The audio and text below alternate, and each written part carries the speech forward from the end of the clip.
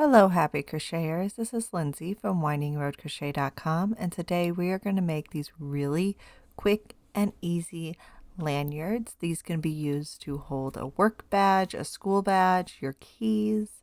There is a wrist size that's about 5.5 inches long, and then the neck size is about 17.5 inches long. For this pattern, we are going to need less than an ounce of medium weight cotton yarn. Going to use a size G or 4mm crochet hook. We'll need a yarn needle, scissors, and a swivel clasp hook. I got mine on Amazon and I will link them below. To get started, we are just going to make a slip knot and insert our hook, and you will create a starting chain. If you're making the neck lanyard, you will chain 164, and if you're making the wrist lanyard, you're going to chain 60. Once you've completed your chain, now all we're going to do is single crochet in the second chain from the hook and every chain across.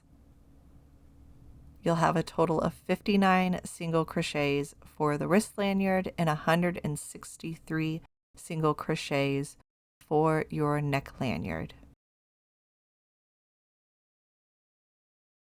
Once you reach the end of row 1, we are going to chain 1 and turn our work. For row 2, we are going to work a stitch pattern. We will single crochet and then double crochet into the first stitch, then skip a stitch and single crochet and double crochet into the next stitch, and repeat that pattern all the way across. So let's work row 2. We're going to single crochet and then double crochet into the very first stitch. Then we're skipping the next stitch and working a single crochet and a double crochet into the next stitch.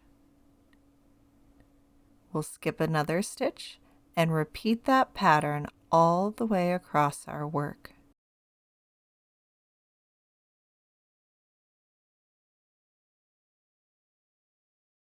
When you reach the end of row 2, you will skip a stitch and then single crochet into the very last stitch to end the row. Then, to start row 3, we are going to chain 1 and turn.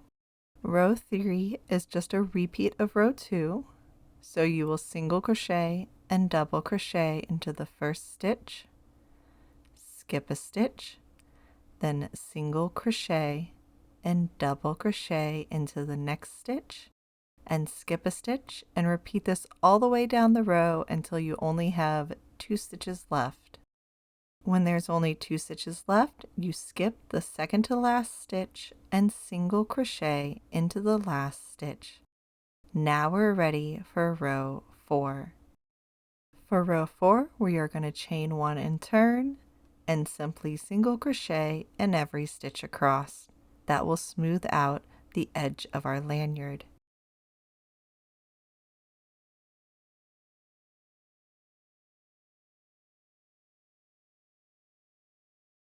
At the end of row 4, we are just going to fasten off, leaving a good 10-inch long yarn end because we will use it to sew the whole piece together.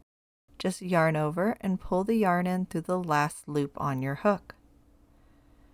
Now, to assemble our lanyard, we're just going to take our lanyard and fold it in half. I do know there's another way to work a lanyard where you lay it flat and then pull both sides over, but that's just not how I did it. You can do it that way if you like. It's totally up to you. For my method, you're just going to fold it in half, and then you're going to take one part and push it back about 1 inch. Then we are going to grab our swivel hook and slide that over the longer end. You can get these swivel hooks at craft stores, but I found them much cheaper on Amazon. So I'm just going to slide this onto that 1 inch of our project end and then fold that 1 inch up. And then we are going to use our long yarn ends to stitch a square or 2 lines to secure this in place. So I'm just going to work a square around the bottom here to make sure it's nice and secure, especially if you're going to be putting your keys on this. You want to make sure that this is secure.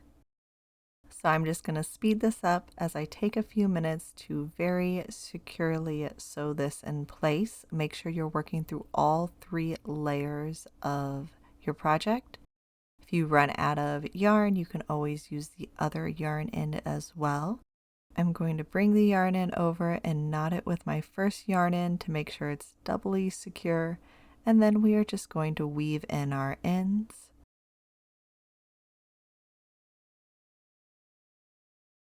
It's up to you if you want to weave it in a lot or if you just want to leave it in a little bit.